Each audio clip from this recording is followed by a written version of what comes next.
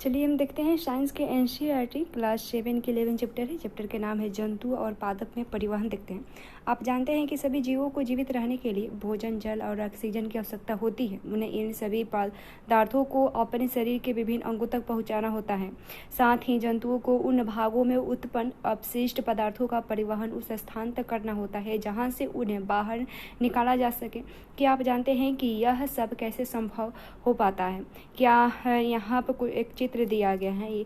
क्या आपको यहाँ हृदय और रक्त वाहिनियाँ दिखाई दे रही है? हृदय और रक्त वाहिनियाँ संयुक्त रूप से हमारे शरीर का परिसंचरण तंत्र बनाती है। और इस अध्याय में हम पादप और जंतु में पदार्थों के परिवहन के बारे में अध्ययन करेंगे। तो परिसंचरण तंत्र देखते हैं, या इसमें पहले रक्त देखते हैं। जब आपके शरीर का कोई भाग कट जाता है तो क्या होता है? रक्त का रुधिर बाहर बहने लगता है। लेकिन रक्त है क्या?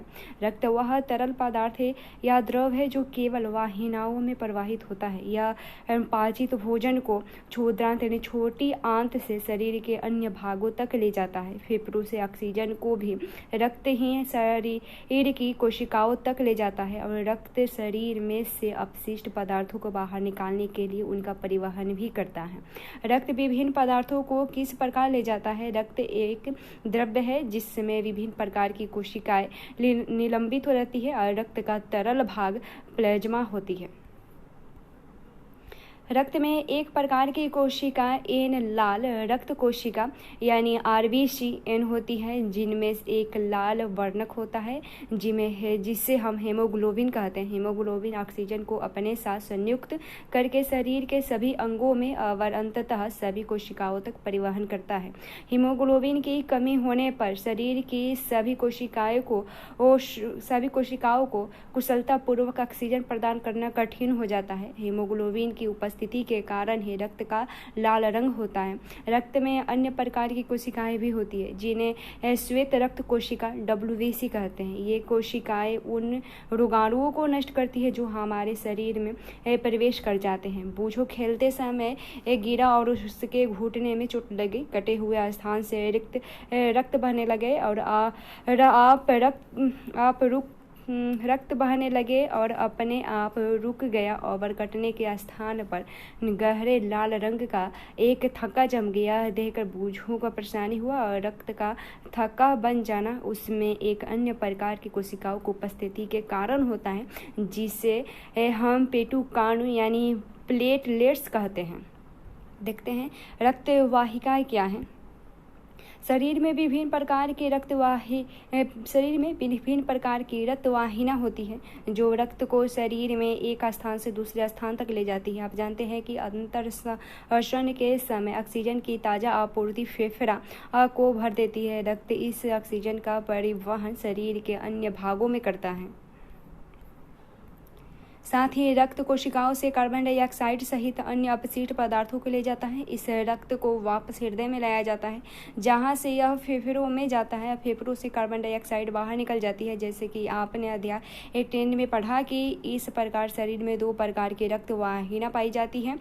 एन धमनी और शिरा होती है। धमनियाँ हृदय से ऑक्सीजन समृद्ध रक्त को शरीर के सभी भागों में ले जाती है। चूँकि रक्त प्रवाह तेजी से और अधिक दाब पर होता है अतः धमनियों की भित्तियां यानी दीवार मोटी और प्रत्यास्थ होती है। आइए हम धमनियों से रक्त के प्रवाह का अनुभव करके कुछ क्रियाकलाप करते हैं।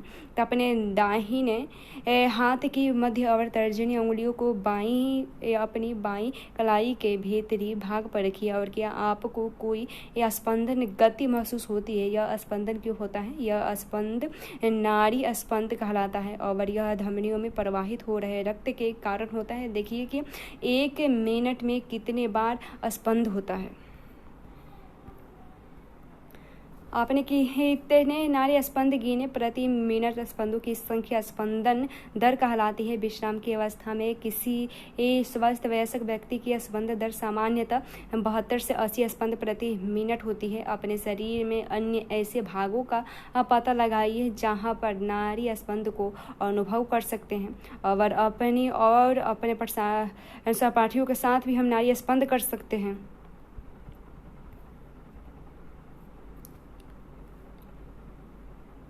वे रक्तवाहिनियाँ जो कार्बन डाइऑक्साइड समृद्ध रक्त को शरीर के सभी भागों उसे वापस हृदय में ले जाती है वह शिराएं कहलाती हैं। वे रक्तवाहिनियाँ जो कार्बन डाइऑक्साइड समृद्ध रक्त को शरीर के सभी भागों से वापस हृदय में ले जाती है वे शिराएं कहलाती है। शिराओं की भित्तियाँ अपेक्षाकृत पतली होती है। शिराओं में से ऐसे बल्ब होते हैं जो रक्त को केवल हृदय की ओर ही प्रवाहित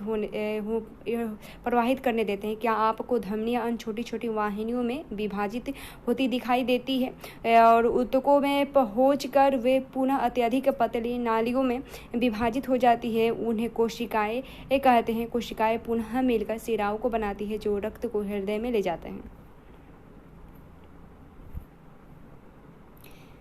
यह परिसंचरण तंत्र का व्यवस्था चित्र है। उसके बाद हृदय देखें। हृदय वह अंग है जो रक्त द्वारा पदार्थों के परिवहन के लिए पंप के रूप में कार्य करता है। यह निरंतर धड़कता रहता है। एक ऐसे पंप की कल्पना कीजिए जो वर्षों तक बिना रुके कार्य करता रहता है।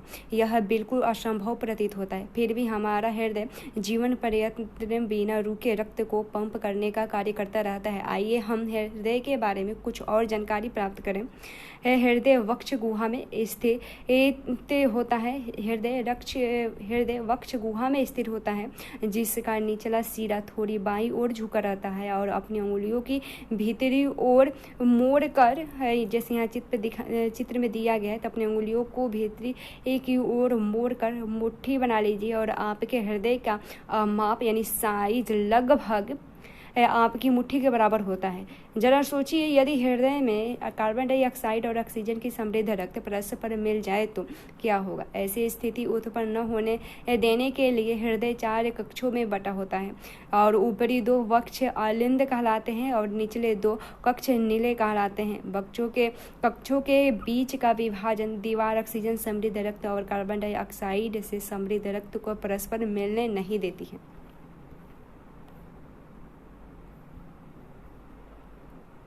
परिसंचरण तंत्र की कार्यविधि को समझने के लिए यहाँ चित्र में जो दिया गया है, तो हृदय के बाईं ओर से आरंभ करते हुए तीरों द्वारा इंगित दिशा का अनुसरण कीजिए और इस चित्र में तीरों द्वारा हृदय से फेफड़े में और वापस हृदय में रक्त के प्रवाह की दिशा दिखाई गई है जहाँ से वह शेष शरीर में पंप होता है।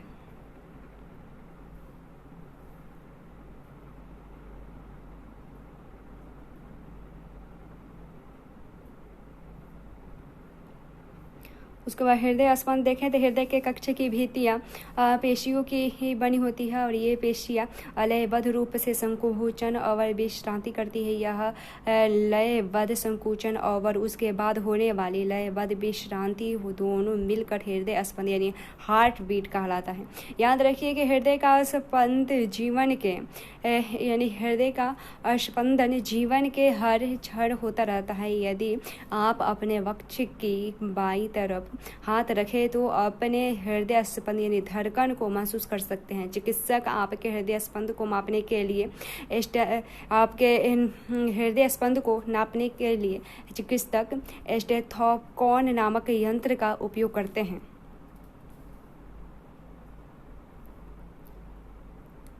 स्टेथोस्कोप चिकित्सक स्टेथोस्कोप का उपयोग हृदय स्पंदन की ध्वनि को अवधारित करने के युक्ति के रूप में करते हैं और स्टेथोस्कोप के एक सिरे पर एक चेस्ट पीस लगा होता है जिसमें एक संवेदनशील डायाफ्राम होता है और दूसरे सिरे पर 2 ईयर पीस यानी श्रोतिका लगे होते हैं जो एक नली द्वारा चेस्ट पीस के जुड़े रहते हैं।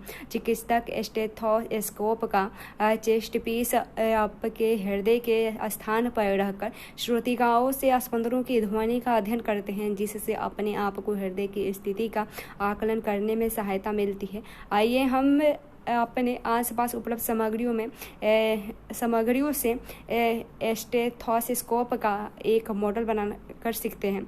तो 6 से 7 सेंटीमीटर व्यास की कोई कीप लीजिए। कीप के स्तंभ पर रबर की एक नली को कस कर लगाइए और कीप के मुख पर रबर की एक झिल्ली को तान कर लगाइए और रबर बैंड की सहायता से कस लीजिए। अब रबर की नली से मुक्त सिरे को अपने एक कान के पास रखिए। कीप के मुख को अपने वक्ष पर हृदय के निकट रखिए। अब सावधानी से ध्वनि सुनने का प्रयास कीजिए। क्या आपको नियमित यह स्पंद ध्वनि सुनाई दे रही है? यह ध्वनि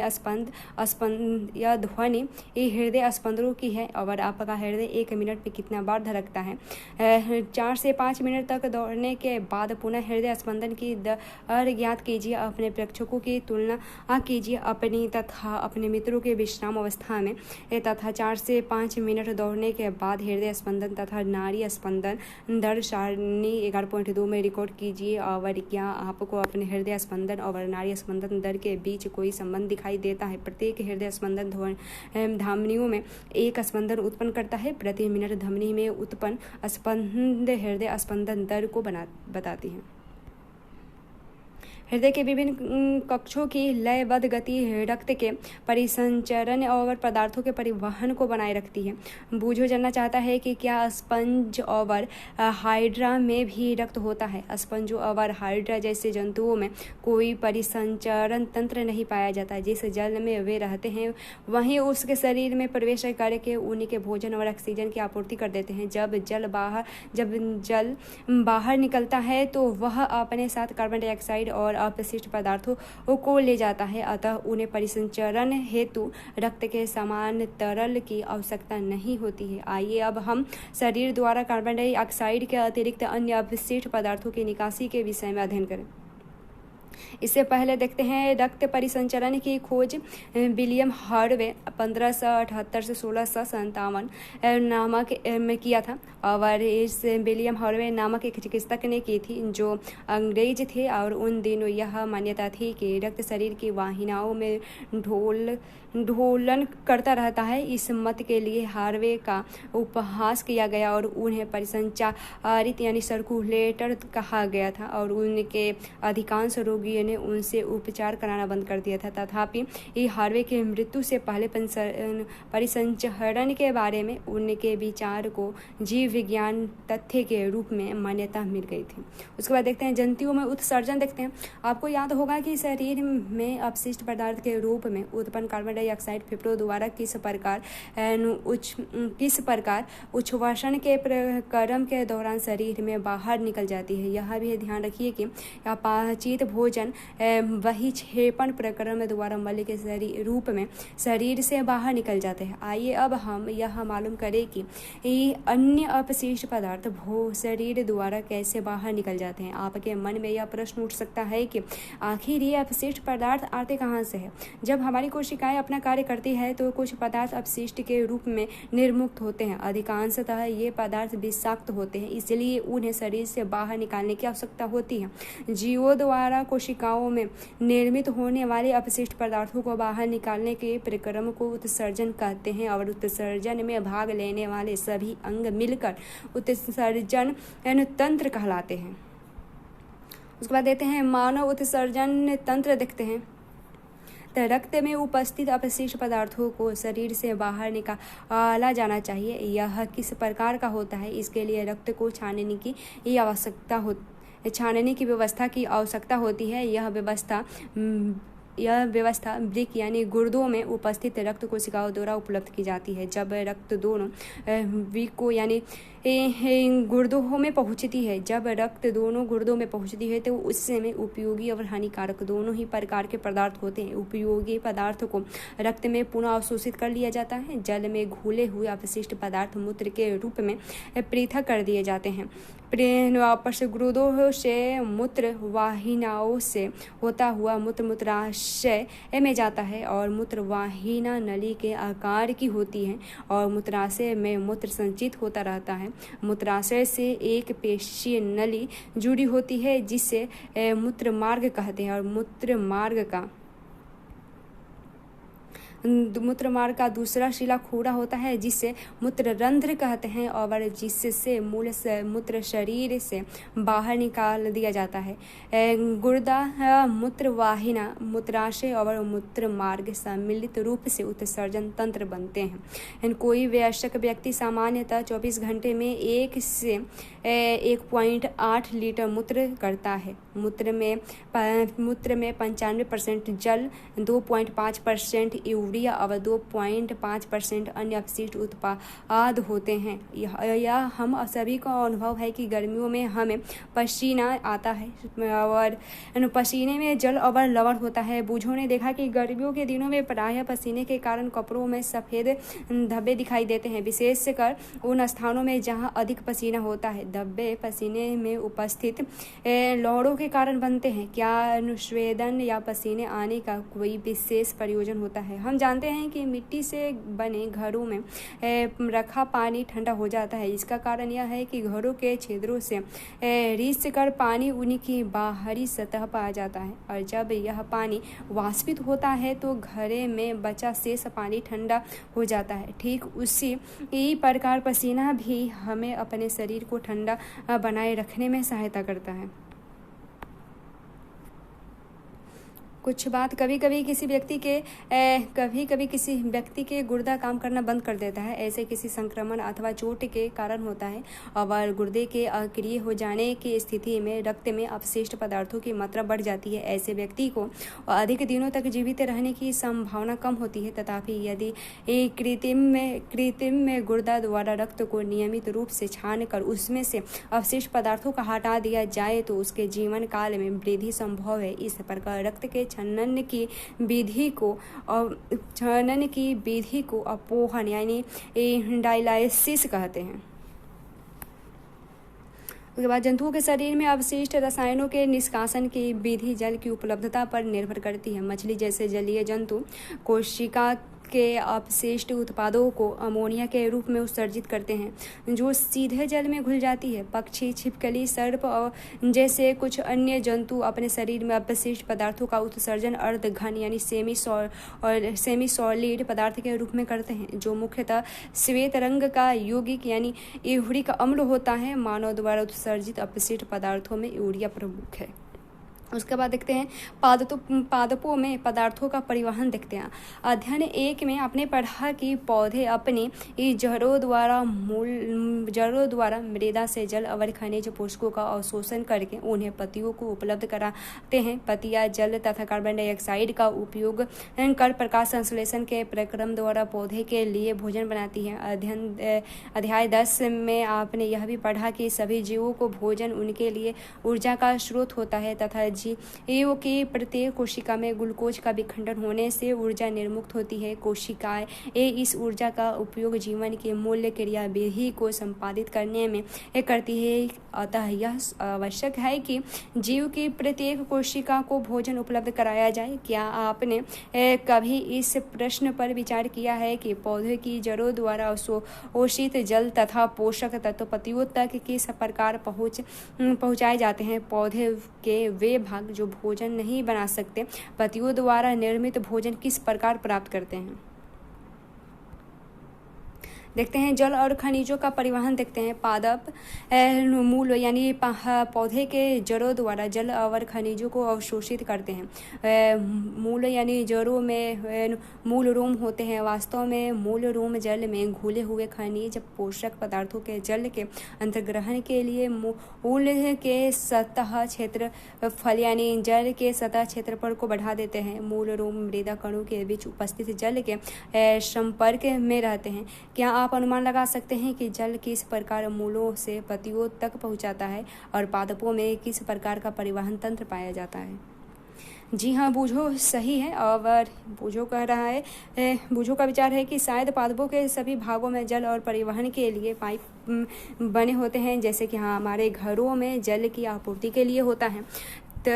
बूझो सही है। और पादपों में मृदा से जल और पोषक तत्वों के परिवहन के लिए पाइप जैसी वाहिकाएं होती है। वाहिकाएं विशेष कोशिकाओं की बनी होती है जो संवहन ऊतक बनाती है। ऊतक कोशिकाओं का वह समूह है जो किसी जीव में किसी कार्य विशेष को संपादित करता है। जल और पोषक तत्वों के परिवहन के लिए पादपों में जो संवहन ऊतक होता है उससे जाइलम कहते हैं, यानी दारू कहते हैं।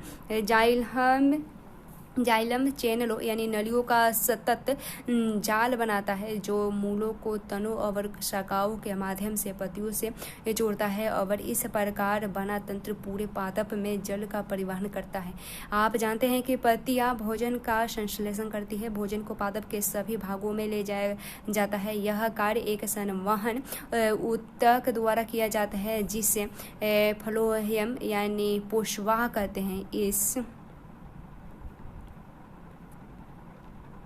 इस प्रकार जाइलम और फ्लोएम पादपों में पदार्थ का परिवहन करते हैं।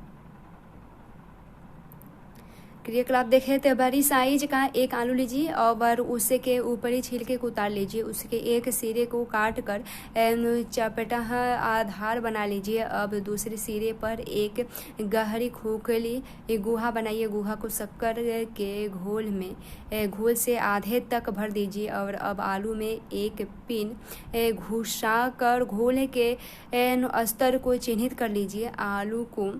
आलू को जलयुक्त किसी बीकर में रख दीजिए। यह सुनिश्चित कर ले कि बीकर में जल का स्तर पिन के स्तर से नीचे रहे और इस अवस्था को कुछ घंटों तक ऐसे ही रखने दीजिए और आप पाएंगे कि आलू की गुहा में शक्कर के घोल का स्तर बढ़ जाएगा। आलू के भीतर जल कैसे चला गया और आलू के भीतर जल कैसे चला गया और अल्प दूरी तक जल एक कोशिका से दूसरे में जा सकती है और इसी प्रकार मृदा से जल मूल की जाइलम वाहिकाओं में जाता है।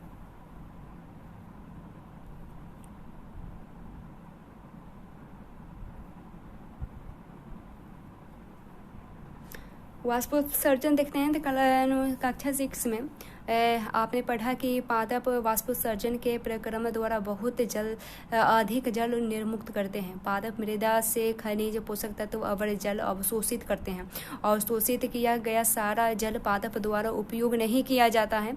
पत्तियों की इस सतह पर उपस्थित रंध्रों से वाष्पोत्सर्जन के प्रक्रम द्वारा जल वाष्पित हो जाता है। पत्तियों से जल के वाष्पन से चूरण अभिकर्षण यानी खिंचाव विकसित हो जाता है और यह वैसा ही है जैसे आप स्ट्रॉ से जल का चूरण करते हैं। विशाल वृक्षों में बहुत अधिक ऊंचाई तक जल का अभिकर्षण यानी खिंचाव इसी प्रकार होता है। वाष्पोत्सर्जन पादप को ठंडा करने में रखने में भी सहायता होती है। महत्वपूर्ण बात जो है धमनी है, रक्तवाहिना है, कोशिका है, परिसंचरण तंत्र है, डायलिसिस है यानी अपोहन, अवसर्जन है, विसर्जन तंत्र है, हीमोग्लोबिन है, हृदय स्पंदन है, वृक्का या गुर्दा है, फ्लोएम या पोषवाह है, प्लाज्मा है और पटिकारू है, नाड़ी स्पंद है, लाल रक्त कोशिकाएं है, मूल रोम है और स्टेथोस्कोप है और उसके बाद पसीना या अनुस्वेद है, उत्तक है, मूत्रवाहिनी है, मूत्रमार्ग है, यूरिक अम्ल है, मूत्राशय है, सीरा है, श्वेत रक्त कोशिका है और उसके बाद जाइलम या दारू है।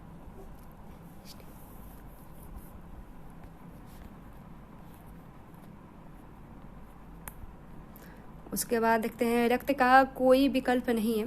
रक्त का कोई विकल्प नहीं है। यदि किसी व्यक्ति को और शल्य क्रिया अथवा चोट लगने से रक्त की हानि होती है तो अथवा यदि उनके शरीर से पर्याप्त रक्त नहीं बनता है तो इसी परिपूर्ति करने का मात्र एक ही तरीका है, रक्त दान करने वाले व्यक्तियों द्वारा दिए गए रक्त का दान। रक्त की सामान्यतः आपूर्ति कम होती है क्योंकि बहुत कम व्यक्ति स्वेच्छा से रक्तदान करते हैं। यद्यपि रक्तदान करने से दाता की काम करने की शक्ति कम नहीं होती और न ही इससे उनके स्वास्थ्य पर कोई दुष्प्रभाव पड़ता है।